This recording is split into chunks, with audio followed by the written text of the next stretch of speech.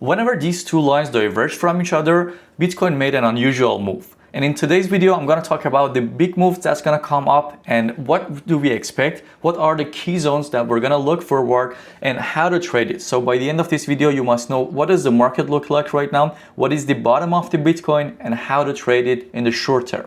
Let's go to the chart and see what do we have. On the Bitcoin, we can see that we have the open interest rates that has been rising up since the past few days. Even though we had the CPI news yesterday, which was as expected, the inflation stayed the same. But the same thing is going to happen probably in the next meeting, which is going to be at about, I think, 34 days from now.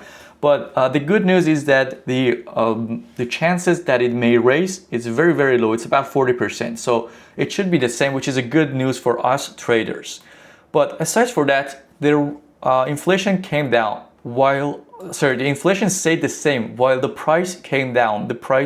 We had this bearish candles in the Bitcoin. What does this mean? You know that the price always doesn't tell us the truth, because the truth is that the price can be manipulated. This is why we have to look at it with the other factors, such as the volume. Volume can give us can tell us what is the investors or institutions are doing right now. You can see that the price has been going down from since the past few days, but the open interest has been rising up.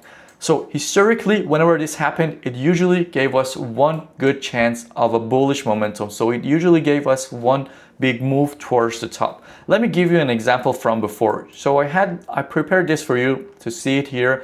You can see that the price here, let me get rid of this. So you can see that the price has been going down, but the open interest has been going up here.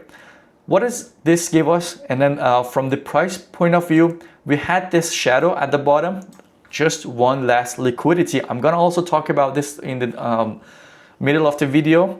From after this, we can see that there was a huge short squeeze from here. So this is what we can get from the same thing that we can see here.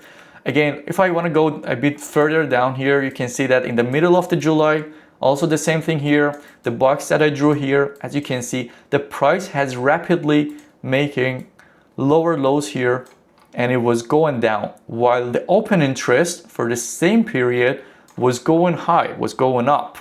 And then it gave us one nice short squeeze, meaning that it gave us one big rally towards the top.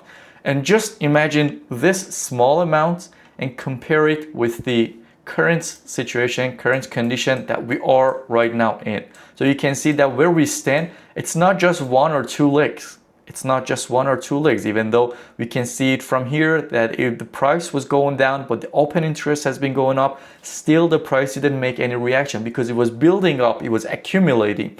And once it breaks up, it's gonna be a big move. So this is one of the things that we're going to have our eyes on him, and we gotta make sure that we understand how this is going to be helpful for us.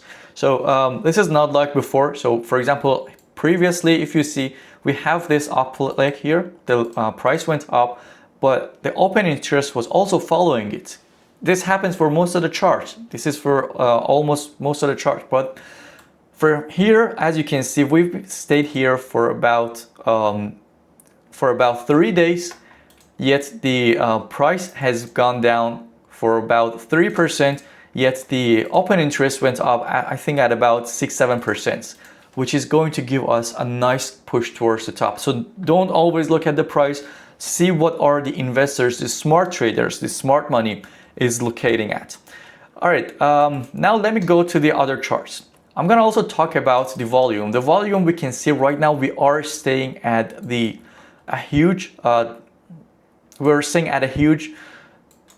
resistance here from the volume side, which keeps pushing the price down. But once we break above this line, the 66,590, it's going to push the price up parabolically. So it's not gonna stop here, it's going to push it up parabolically, which is something we are looking forward to it, but not just right now, okay? One of the most important thing to understand is that once we have a good potential of going up, it doesn't usually go up right away. It doesn't go up straight, okay? What I showed you from the open interest, it goes step by step. One of the most important thing from the institution side or exchanges is that they have a lot of futures amount. Now, let me talk about this a little bit more. On the future side, we do have a lot of positions. So the positions, how it works is that many people open futures positions, and this is just a burden on the exchange's shoulders. So let's say we have Binance and 1 million people, they know that it's gonna go up. So they open long positions. Instead of buying them in spot, they're gonna open long positions, and these long positions needs to be liquidated. What it means is that the Binance exchange, in very simple analogy, Binance exchange, it's not exchange platform, it's not going to reward the traders. It has to gather the money from traders. It's not going to give the money to traders. So what it has to do is to first give us one long shadow and then move up. We do also have this in other charts. So you can see that from here, we do have all of these shadows. So you see this shadow, the price was going up and it went up, yeah, but whomever had their stop losses at about here, they got liquidated. So the same thing is gonna happen. I don't believe that we're gonna go up right away from here. What I believe is that we do need one short squeeze. We do need one going down. I also draw this chart from before. Again, this is just a speculation. This is not an actual analysis. This is just something I think it may happen. I've already given this to you on, I believe, August 4th. Yep, on August 4th, if you remember from my channel. Here, I had it. Let me make it a little bit smaller here. I've already had this. So the price was lower. What I had in my mind was that we're gonna go to the 65,700. We went up there, and then we are trying to make lower. So the lower is just going to give us, so you can see that how beautiful this analysis went up. But going down, it's not going to be the exact prices. We have to think about this more carefully because we do need the liquidation. We also need one shadow. When do I think it's going to be end? The bottom is going to be there for us. And when is a good chance for us to open our long positions, or we can actually rely on the market? Whenever we have those long shadows. So the shadows like this, you can see the shadows like this here. For example, right now in the 4-hour time frame, you can see that we have this shadow here, and then it made one nice support level for us. The same for the rest of the chart. If I can go back to the chart, you can see that we do have a lot of these. So you can see that these shadows going down just a little bit lower than. So we have this. This is the lowest point for us. And from here, market needed this shadow just to gather enough liquidity and also just to get rid of the long positions. All of these long positions got liquidated here, and then the price could rally up. Now the same thing is what I expect from here. We can go down, we can go all the way to the 62K, or even just one shadow all the way to the bottom, and then from here we can move up. But what is the downside? What is the lowest point? Still, it's not here with this analysis, okay? We have to move forward, we have to go on and talk about it more. If I go to the, let me go to the other charts. So what we can see here from, let me grab my strategy traders chart. What we can see here from the dominance of Tether, it also gives us the same thing. On the dominance of Tether, you can see that the USDT, well, first of all, I think in about, if I go to the hourly time frame, we can see that, so the price, it's in about 26 seconds, it's going to be the new hourly time frame, and we are still within this box, okay? You can see that from here, we've made higher highs and still we are moving up. One of the other examples of that shadow that I talked about is here. You can see that, let me draw this for you. So we have this low here, this low, and from here, the price swept the entire liquidity here. The price swept it and went up. And what does it tell us? It shows us both getting rid of the people who had their stop losses here, and also the traders that are not patient enough. Meaning that once the price went below this low, they thought, okay, now we're going down. So let me go to the 15-minute time frame to give you a better idea. Here they thought that Once we broke below this low, then it's going to be something like this. And I will open my short position here, which is wrong. This is absolutely wrong, okay? This is what we have. We should wait and look for the hourly time frame or higher time frame to close up and see if it's going to close below this low or above it. If it was close below it, we could make more short positions. But from here, you can see that it swept everything and went up all the way to here. Now it's still trying to make higher highs. We're still not done here. You can see that we have made one low here. We made a higher lows here and we swept it here, and it's still trying to push higher. We're still not done here, and you have to wait until, if the actual bearish momentum and dominance of Tether is gonna start, it has to break this blue line, okay? Have this blue line on your chart. Whenever this blue line is broken, then you can open your long positions on the crypto market, because it's going to bearish, and it's gonna be a huge bearish if this broken down. But what we can see from here is that the price is still trying to make higher highs, because we're still not done yet, and it could also close below above all of these lows here. We had all of these lows, it swept all the liquidities, and it's trying to make higher highs. Now let me go to the Bitcoin and see what we can see for the Bitcoin. The same thing for the Bitcoin. We are still got stuck in one giant. Oh shit, let me go to daily time frame. There must be something here. Let me go to the daily time frame and show this to you and see where we stand. On the daily time frame, we are still got stuck in this box. If I go to the 4-hour time frame, we already talked about this box, but this is where we stand now. And from wherever that it gets closed, from top or bottom, then we can open our positions.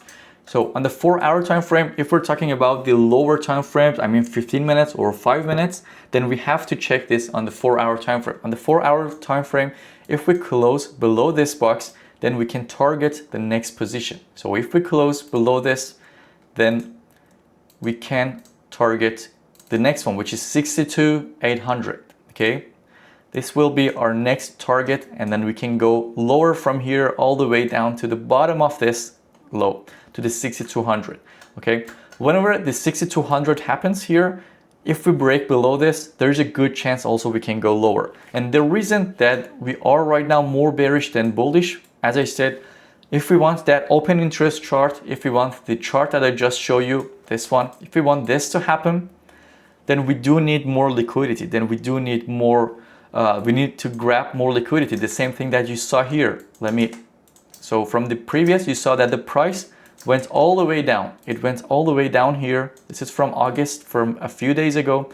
You can see that the price went down. Now from here, it had to grab one liquidity. It's something that right now we're missing. We haven't grabbed any liquidity here. And the liquidity was from this low. So we had this low. We grabbed it here. We grabbed it the next time here. It even grabbed the liquidity from this low too. So you can see that we have this low. We grabbed the liquidity and went all the way top. But right now in our chart, we don't see any liquidity grab. This is the low. This is the lowest part. This is the low that we have right now. And there is no sweep here. If there was a sweep here, you could have seen it on the strategy trader chart. It says sweep. It doesn't say sweep right now, right? So this is what I'm expecting. This is what I'm waiting for, to get one more sweep. And then from there, once you see this sweep here on your chart, on your strategy trader chart, you can be more confident that you can, it's gonna go up. But remember, if we close inside this box, then the chances that we go even below 62K is very high. So have this on your mind. These are just the targets. We are going to target one by one.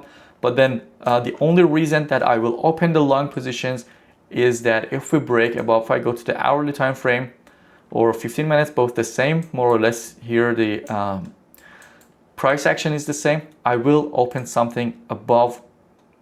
Okay, let me make it a box. I think it's much better. I will open something above this one.